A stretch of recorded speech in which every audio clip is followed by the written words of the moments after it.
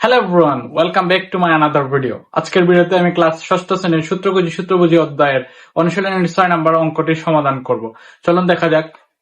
প্রশ্নে বলা হয়েছে যে কিছু সংখ্যক ইট একজন রাজমিস্ত্রি 2টি সারিতে ইট সাজালেন এবং 15টি ধাপ করে সাজালেন। আবার নিচে একটি শর্ত দিয়ে দিছে যে পূর্ববর্তী উপরের প্রত্যেকটি ধাপে 2টি করে ইট কম রাখলেন। তাহলে দেখেন 15টি ধাপে তিনি ইট রাখলেন এবং 30টি করে রাখলেন। তাহলে দেখেন প্রথম ধাপে যদি আমরা 30 রাখি তাহলে পরবর্তী উপরের ধাপে রাখলেন কত?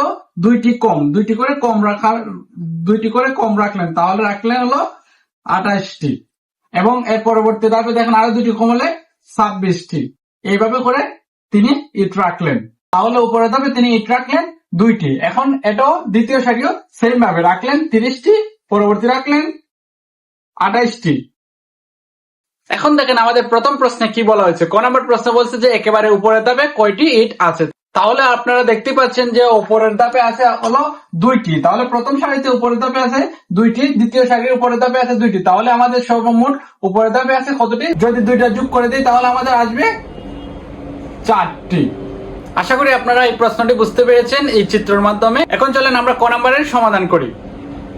তাহলে দেখেন আমরা লিখতে পারি, আমরা জানি প্রথম ধাপে ইট রেখেছিল যে 15টি এবং 2টি ধাপ, এই জন্য আমরা দিলাম 2। দেখেন প্রথম ধাপে 2টি সারিতে ইট রাখেন 2, সারি হলো 2টি, এর জন্য 2 দিলাম। আর প্রথম সারিতে রাখেন কত? 30টি করে, তাহলে 30 দুগুণে 60টি। এখন দেখেন যেহেতু আমাদের প্রশ্নে বলছে যে একেবারে উপরের ধাপে কয়টি ইট রাখা আছে এটা বের করা, তাহলে আমরা জানি উপরের ধাপ হলো 15তম ধাপ।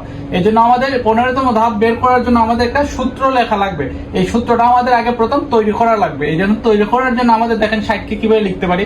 60 মাইনাস 4 গুণ 0 দিলাম। দেখেন 4 শূন্যে 0 এবং 60 থেকে যদি 0 যায় তাহলে 60ই আমাদের প্রমাণিত। এখন দেখেন দ্বিতীয় ধাপে 2টি সারিতে ইট রাখলেন 2 ইন্টু 28, কারণ আমরা জানি প্রত্যেকটা ধাপে 2টি করে কম রাখেন, তাই এই জন্য 28 দিলাম।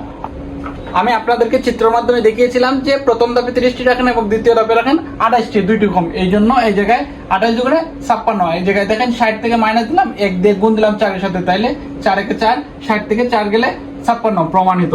এখন দেখেন তৃতীয় ধাপে 2টি সারিতে তিনি ইট রাখেন 2 গুণ 26, কারণ আমরা জানি তৃতীয় ধাপে তিনি ইট রেখেছিলেন 26টি।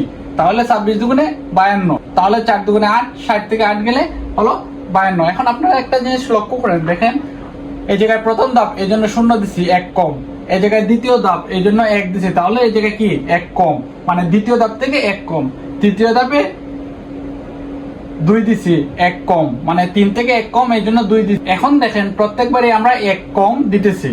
তাহলে আমরা যদি 15তম ধাপ বের করা লাগে তাহলে আমরা কি 15 থেকে 1 কম দিয়ে 14 দিব। এখন দেখেন 15তম ধাপে 2টি সারিতে ইট রাখেন কতটি?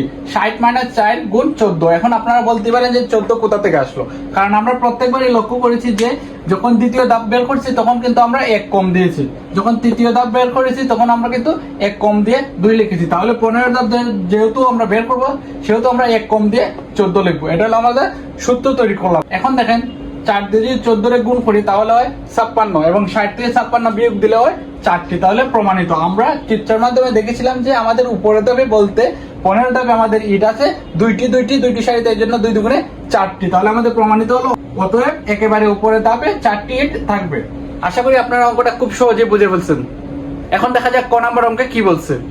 খ নম্বর প্রশ্নে বলা হয়েছে যে ইট সাজানোর প্রক্রিয়াটিকে গাণিতিক সূত্রের মাধ্যমে ব্যাখ্যা করো। তাহলে আমরা এখন গাণিতিক সূত্রটি বের করবো, চলেন দেখা যাক।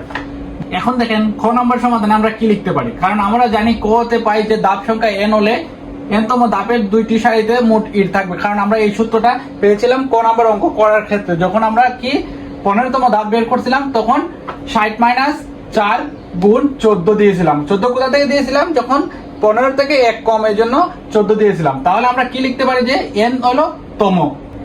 n বলতে বোঝানো হয়েছে যে যততম ধাপের ইটটা আমরা বের করব তার থেকে আমরা 1 বিয়োগ দেব।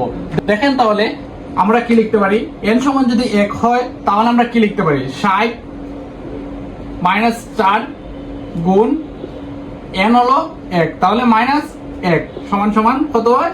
60 মাইনাস 4 গুণ 1 থেকে 1 গেলে 0, তাহলে আমরা কি লিখতে পারি? 4 শূন্য 0, 60 থেকে 0 গেলে 60। তাহলে আমরা প্রথম ধাপে কি পেয়েছিলাম যে প্রথম ধাপে ইট আছে 60টি, তাহলে আমাদের এটা প্রমাণিত।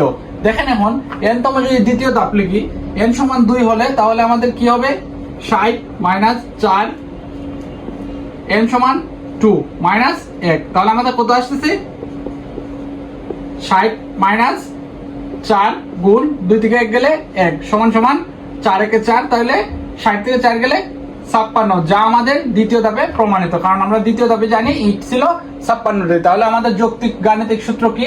এটা আমাদের গাণিতিক সূত্র হলো এটা, এবং ব্যাখ্যা বলছিল এই জন্য আমরা ব্যাখ্যা দিচ্ছি n সমান 1 হলে যা এটা প্রমাণিত প্রথম ধাপে, এবং n সমান 2 হলে যা প্রমাণিত দ্বিতীয় ধাপে 56টি।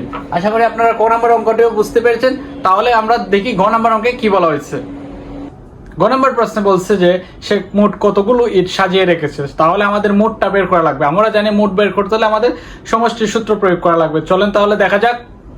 দেখেন আমরা জানি কতে পাই মোট ইটের সংখ্যা হলো 60, 56, 52, এরকম 2 কম কম করে আমরা 15টি ধাপে ইট সাজিয়েছিলাম। তাহলে আমাদের সারি হলো 2টি এবং লাস্টেরটা হলো 4টি ইট। এই জন্য এখন আমাদের সমষ্টি বের করা লাগবে যে সর্বমোট 2 সারিতে আমাদের ইট সংখ্যা কত। তাও এই জন্য আমাদের সমষ্টি বের করা লাগবে। দেখেন সমষ্টির সূত্র কি? প্রথম সংখ্যা প্লাস শেষ সংখ্যা 2 দিয়ে ভাগ গুণ পদ সংখ্যা, এটা আমাদের সমষ্টি সূত্র, এটা আমরা জানি। এখন দেখেন আমাদের প্রথম সংখ্যা কি? প্রথম সংখ্যা হলো এই যে 60, এই জায়গায় 60 লিখে দিলাম।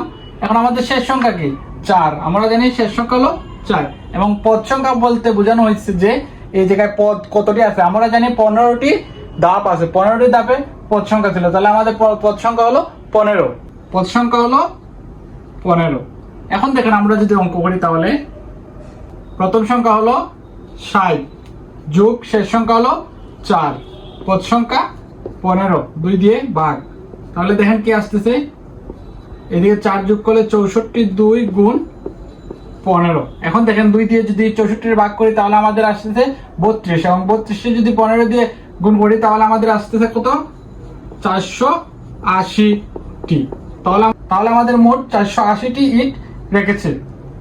তাহলে আমরা বলতে পারি যে সে মোট 480টি ইট সাজিয়ে রেখেছে।